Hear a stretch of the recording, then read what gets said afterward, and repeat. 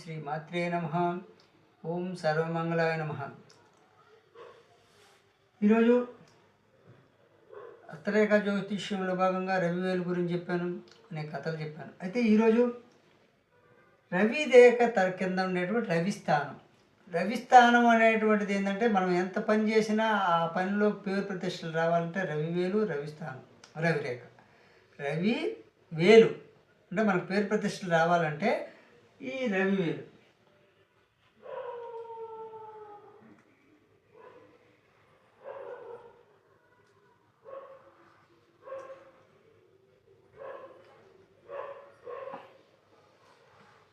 మనకి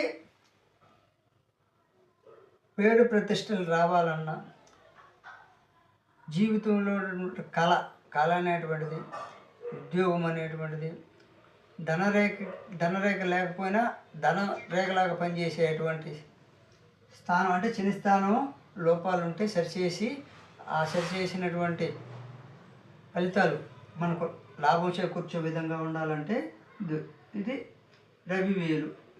ఈ రవివేలు అనేటువంటిది చూడండి, ఒకటి ఈ రవివేలు అనేటువంటిది కింద దెబ్బ ఇదండి. ఈ మధ్య భాగం రవి దెబ్బ అంటే చిటికిన వేలు, ఈ మధ్య వేలుకి చూపుడు వేలు, మధ్య వేలు, ఇది మధ్య వేలు, ఇది చిటికిన వేలు. ఏల్పు మధ్యలో ఉండేది అంటే ఉంగరపు వేలు. ఈ ఉంగరపు వేలుకి కింది భాగం రవి దెబ్బ. ఈ రవి దెబ్బ లేక రవిస్థానం. ఈ రవి దెబ్బలో సూర్యస్థానం మీద ఒక దృఢ నిలువు రేఖ ఉన్నా,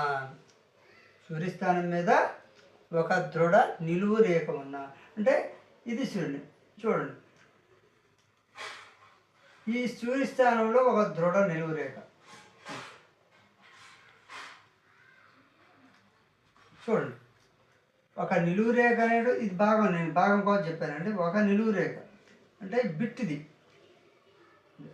ఈ సూర్య దెబ్బలో ఎక్కడైనా ఒక నిలువు రేఖ ఇలా ఉంటే, నిలువు రేఖ సూర్య దెబ్బ మీద చూడండి, సూర్య దెబ్బ మీద ఒక నిలువు రేఖ ఉంటే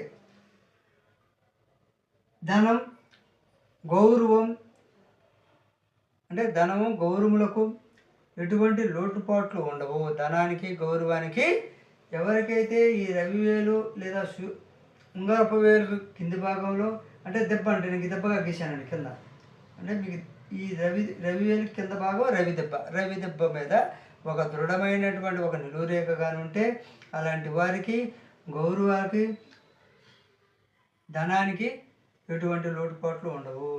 అదేవిధంగా జీవితం మంచిగా జీవితంలో మంచి రాణింపు ఉంటుంది. అదేవిధంగా సుఖం ఉంటుంది, అదేవిధంగా సౌఖ్యం ఉంటుంది. ఆ సౌఖ్యంతో పాటు ఆనందం కలుగుతుంది. అంటే ఒక్క నిలువు రేఖ ఉంగరపు వేలు కింది భాగం రవిస్థానంలో అంటే రవిస్థానంలో ఎవరికైతే ఒక నిలువు రేఖ దృఢంగా ఉంటుందో అలాంటి వ్యక్తికి ఎన్ని మంచి ఫలితాలు ఉన్నాయో చూడండి. గౌరవం, ధనం ఉండి జీవితంలో ఎటువంటి లోటుపాట్లు ఉండవు, జీవితం మంచిగా సాగిపోతుంది, జీవితంలో మంచి రాణింపు ఉంటుంది, సుఖం ఉంటుంది, సౌఖ్యం ఉంటుంది, ఆనందం ఉంటుంది ఈ ఒక్క నిలువు రేఖ వల్ల. అదేవిధంగా 2 నిలువు రేఖలు ఉన్నా ఈ స్థానంలో, ఇప్పుడు ఒక నిలువు రేఖ చెప్పాను చూడండి, ఇది ఒకటి, ఇది 2. ఎవరికైతే ఈ స్థానంలో చూడండి 2 నిలువు రేఖలు ఇట్లా 2 నిలువు రేఖలు ఈ విధంగా ఉంగరపు వేలు కింద 2 నిలువు రేఖలు ఎలా ఉంటాయి కింద ఈ దెబ్బ అంటే ఇది ఉంగరపు వేలు. ఈ ఉంగరపు వేలు కింద చూడండి 2 నిలువు రేఖలు ఈ విధంగా ఎవరికైతే ఉంటాయో వారు సంగీతం, కవిత్వం, చిత్రకళల్లో మంచి తెలివితేటలు ఉండును. అంటే సంగీతము, కవిత్వము, చిత్రకళల్లో మంచి తెలివితేటలు ఉన్న వారికి 2 నిలువు రేఖలు రవిస్థానంలో ఉంటాయి.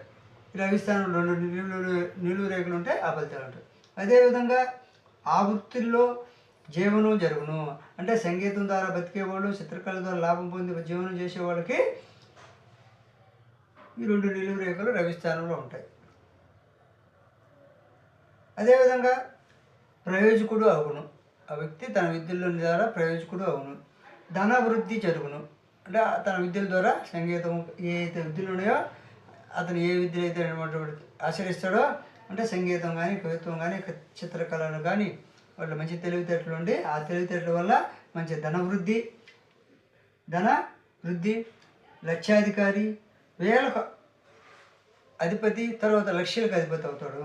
ధనవృద్ధి అవుతారు, లక్ష్యాధికారి కానీ, వేలాధికారి కానీ, అంటే వేల నుంచి లక్షల కోట్లు. కళాభివృద్ధి, కళలో అభివృద్ధి, గౌరవ జీవనం కలుగును. గౌరవంగా జీవించే వ్యక్తిగా మారును. గౌరవ జీవనం కలుగును.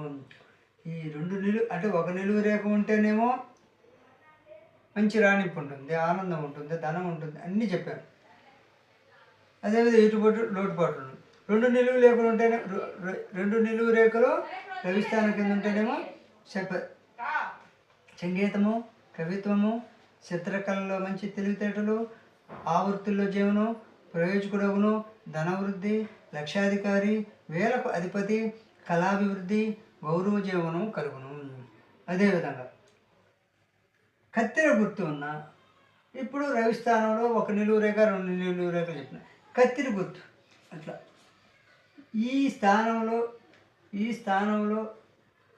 చూడండి, ఇది రవి, ఈ స్థానంలో కత్తెర అంటే ఇది రవి వేలు, ఈ రవిస్థానం.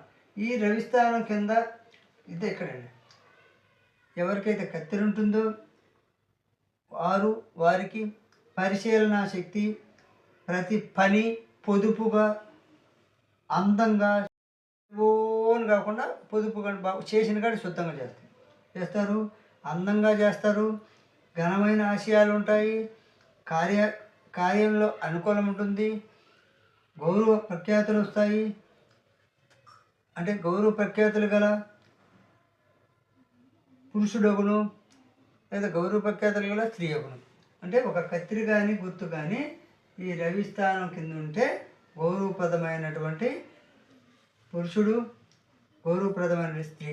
పురుషుడైతే పురుషుడుకుంటే పురుషుడు, గౌరవప్రదమైన స్త్రీ ఉంటే స్త్రీ, గౌరవప్రదమైన స్త్రీ అగును. పరిశీలన శక్తి, ప్రతి పనిలో పొదుపుగా చేయడం, ఘనమైన ఆశయం కూడా ఘనంగా ఉంటాయి. అదేవిధంగా పెక్కు రేఖలు ఈ స్థానంలో ఇది స్థానం అనుకో, ఈ బుధ స్థానంలో పెక్కు రేఖలు ఇట్లా పెక్కు రేఖలు ఉన్నాయి అనుకో. చూడండి, ఈ స్థానంలో ఈ కత్తిరి కాకుండా పెక్కు రేఖలు ఉంటాయి. ఒకటి ఇట్లా నిలువు ఎట్టైనా ఉండొచ్చు. గజిబిజి రేఖలు ఇట్లా చూడండి. ఈ రవిస్థానం కింద గజిబిజి రేఖలు అంటే ఇక్కడ కింద చూపించాను. గజిబిజి రేఖలు ఎవరికైతే ఉంటాయో ఒకదానికొకటి ఖండించుకున్నా, అంటే ఈ పోవడంలో ఈ గజిబిజి రేఖల్లో భాగంగా ఇట్లా ఒకటి ఉంటుంది, ఇట్లా ఒకటి ఉంటుంది, ఇట్లా పోతూ ఉంటాయి. గజిబిజి అంటే తెలుసు కదా, ఒకటి ఖండించుకొని పోతే గజిబిజిగా ఒకటి ఖండించుకుంటూ పోతుంటాయి. ఆ గజిబిజి రేఖలు ఒకటి ఖండించుకున్నా అలాంటి వారికి శాస్త్ర అభిలాష ఎక్కువ. శాస్త్రంలో ఈ రవిస్థానం కింద గజిబిజి రేఖలు ఉండి ఒకదానికొకటి కట్ చేసుకున్నా, అంటే గజిబిజిగా ఉన్నప్పుడు ఒకదాని మీద ఒకటి కట్ చేసుకుంటూ పోతుంటాయి కదా.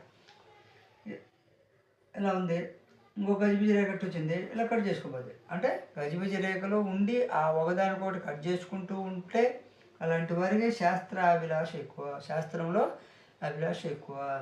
అదేవిధంగా కళా నిపుణత్వం ఎక్కువ, కళా నిపుణత్వం చెందును.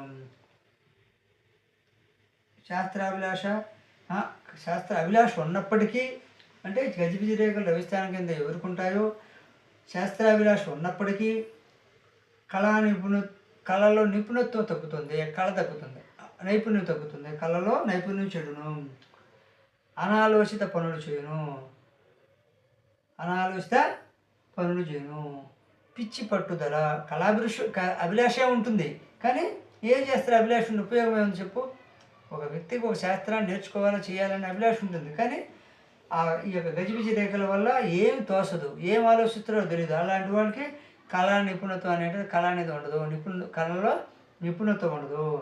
అదేవిధంగా అనాలోచితంగా పనులు చేస్తారు. అనాలోచితంగా అంటే బాగా ఆలోచించే పని ఓపెన్ చేస్తారు. అనాలోచిత పనులు, పిచ్చి పట్టుదల, మామూలుగా ఏ పని చేయాలనుకుంటే ఆ పనిలో లాభ నష్టం చూడకుండా ఆ పని చేయాలని పట్టుదలతో చేస్తుంటారు. అదేవిధంగా మూఢ విశ్వాసం ఎక్కువ. మూఢ విశ్వాసం అంటే నేను పట్టిన కుందేలు మునుగుడే కళ్ళు అన్నట్లు, అంటే మూఢ విశ్వాసం ఎక్కువ. కాబట్టి ఈ గజిబిజ రేఖలు అనేటివి మంచిది కాదని చెప్పుకోవాలి. అదేవిధంగా మతశాస్త్ర చర్చల్లో కొంత మూఢత్వము సంచరించుట, అంటే మతశాస్త్ర చర్చల్లో కొంత మూఢత్వంగా సంచరించడం. మూఢత్వం అంటే మా మత సిద్ధాంతాలు ఇవే,